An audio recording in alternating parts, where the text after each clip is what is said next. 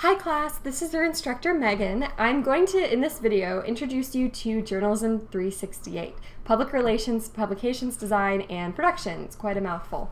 First, I'll talk a little bit about myself. Again, my name is Megan McNames. You can just call me Megan, that's fine. I'm an instructor of journalism and digital media, so I primarily teach in the digital media program, which means my design background is primarily in digital media, but I do have some print experience, and in this class, I'm going to walk you through mostly print design, but we are going to do some digital design. You're going to make a website. Don't panic, I'll show you how. My background is in journalism. I started out as a photographer, and then I was a writer and reporter for a while, and then I started getting into design, and I liked design, and then I started getting into more experimental design, like interactive television and stuff like that. So I've done a lot of different kinds of design, but I always like getting back to the basics with the logo design and the newsletter design and stuff like that. So I'm excited about this class. I'm not going to read all of these slides because I don't want this video to get really long, but I do have a few slides that are going to talk about the course components and what you're going to be doing here. So the whole purpose of the course is for you guys to understand how to design different communications assets. So we need to focus on design and production techniques for bringing those designs into existence. It includes lab time. Well, for an online class, it doesn't really matter because we don't have a lab. You're all going to be working at home. So pretty much the second half of the class where you're designing is like all lab time. We're going to look at graphic design concepts. We're going to look at web design concepts. We're going to look at some production techniques, which means you're going to learn some software. And at the end of the course, you will have put together a set of assets for a brand. So you're going to create a logo, you're going to create a letterhead, you're going to create some social media assets. So you're going to figure out what a brand's visual style should look like. Should it have bright colors? Should it have muted colors? Should it have neon colors? Should it have lots of circles? Should it have lots of squares? That's the kind of thing that you're going to do. And we're going to go through that process step by step by step. So if you're thinking to yourself, I don't know how to do that, that's fine because I'll teach you.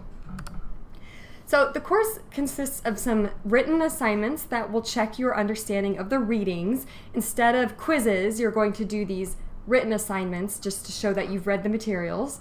Software tests, which will show me that you've completed the instruction on software. We're going to be using Photoshop, Illustrator, and InDesign. In addition to WordPress, sounds like a lot, I know. We're not going to be using the full functionality of all of those. So with Photoshop, we're basically just going to be cropping and changing color. In Illustrator, we're going to be drawing logos. So it's a lot of software, but you don't have to know everything about all of them. You're going to take 2 tests, a midterm and a final. You're going to come to design workshops. So we're going to meet on video chat. Me, you, and 2 or 3 of your classmates will have workshops where you're going to show the work that you're working on, and we're going to give you a critique and ideas for where to go. And then the design project is worth 40% of the class. That's the output of your process. So at the workshops, you're going to go through the process of design. The final output, the newsletter you design, the logo you design, those are going to be worth 40% of the course.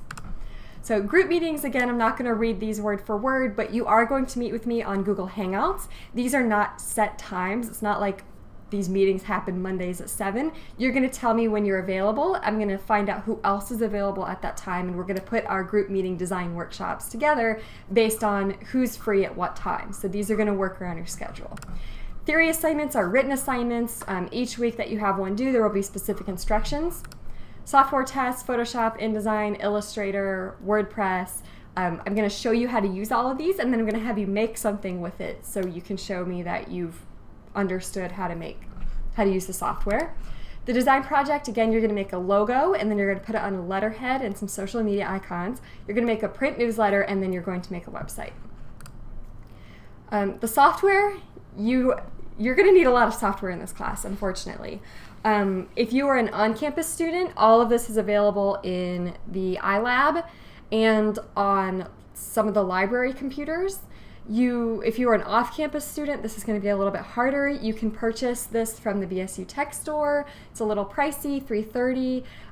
The non-student price is something like $1,800, so it's actually a really good deal, but it's still a lot. You can rent the programs. Adobe will rent you the programs online for about $20 a month. I would suggest downloading trials as you need them. So if you open up week 5 and it says you need to get Illustrator, go get the trial for Illustrator. You'll have that trial for 30 days. And once that trial runs up, you can figure out what to do then. If you want to start paying for it then, or if you want to get a different computer and get a trial on the different computer, you can do that. Let me know as soon as possible if you don't know what to do. So if you open up one of the folders and it says you need Illustrator and you're like, I already had the trial, I don't know what to do, contact me and I'll try to work something out for you. You also can click the Adobe software tab on Blackboard to be taken to an explanation of where to get the software, as well as links to where to buy or rent it and where to get the trials. You're also going to need Blackboard, obviously Google Drive and Docs. You're going to need a Gmail account, and I have a video shown after this one in week 1 that will explain why you need a Gmail account. One more thing you should know about for this course: you will need to buy a domain and hosting because you're going to be making a website. And this will cost you about $20 to $40. I actually think you could probably get away with spending about $17, but I just rounded up to 20. I'll go over these options in the week that we have the tutorials for the website. And I have tutorials that will show you exactly how to get a domain and hosting. So you don't need to go out and buy this right now. There will be a time where I say, okay, we need to go buy this. Here's exactly what you need to do, and I'll walk you through it step by step. But I want to make you aware of it right now because it is an additional expense for the course, and you are going to need a credit card to make the purchase because it's online. So you can't use a check or something like that. One thing I want to be really clear about is the time commitment for this course. I sometimes think that Ball State does not do a very good job of educating its own students about the time commitment that is necessary for an online course. You should expect to spend at least 9 hours each week on this course. And you're probably thinking, that's crazy. Where'd she come up with that? But that's actually the required amount of time that Ball State wants you to be in this class and on-campus classes. Every class that you take, you are supposed to spend at least 9 hours a week on it.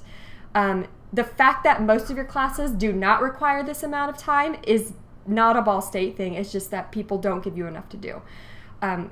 The university expects this to be the same across all courses. So this is not just some crazy thing that I've come up with. This is beyond Ball State too. Most universities have this expectation for their students. When you have an on-campus class, you would spend 3 hours a week in class. So you would meet an hour 3 days a week, or you would meet an hour and a half twice a week. And then you would spend 6 hours doing homework.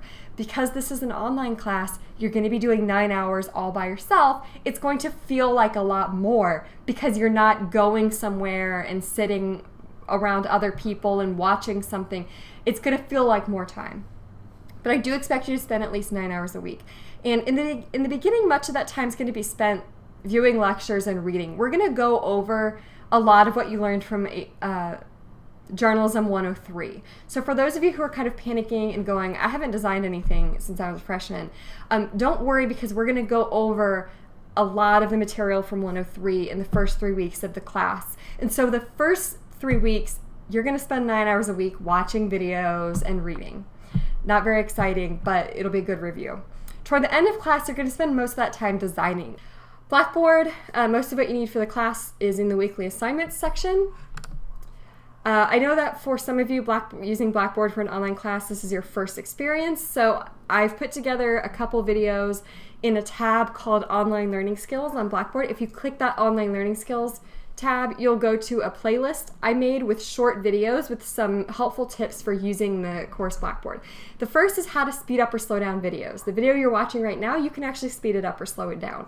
So if I talk too slowly for you or I talk too quickly, you can speed up or slow down. I watch almost all my educational videos in double time because for some reason I just learn better when the person is talking really fast. I guess it's more engaging to me. So feel free to speed up or slow down the videos. There's a video on how to view assignment rubrics so you can see what you're going to be graded on before you turn your assignment in, and a video on how to access the course calendar so you can see when things are due. Contacting me. Although I do have an office on Ball State's campus in AJ244, I'm also online at that time, or during my office hours. So my office hours are from 11 a.m. to 2 on Wednesdays and Thursdays. Just stop by my office, or you can send me an email during that time, or you can send me a chat. I'll be on Skype. I'm pretty easy to get a hold of. If you want to schedule a meeting with me outside of those hours, on the Blackboard site, there's a tab called Schedule a Meeting, labeled Schedule a Meeting. Click it, and you'll be able to see my schedule, and you can request a time to meet with me.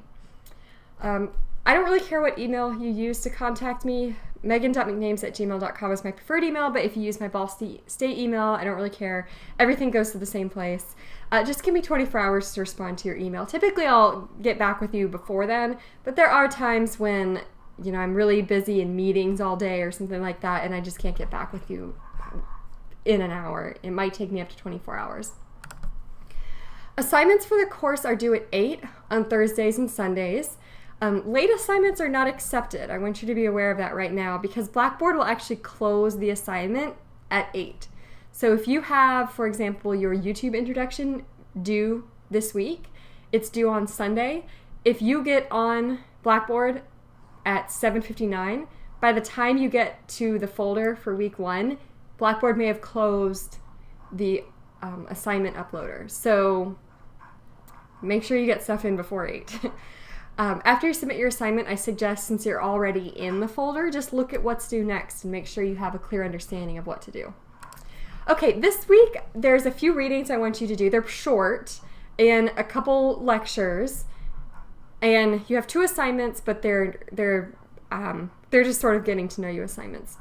So the first reading, Achieving True Visual Coherence, is going to talk about what you're doing in this class, which is creating a brand style and then designing assets for that brand that look like they all go together.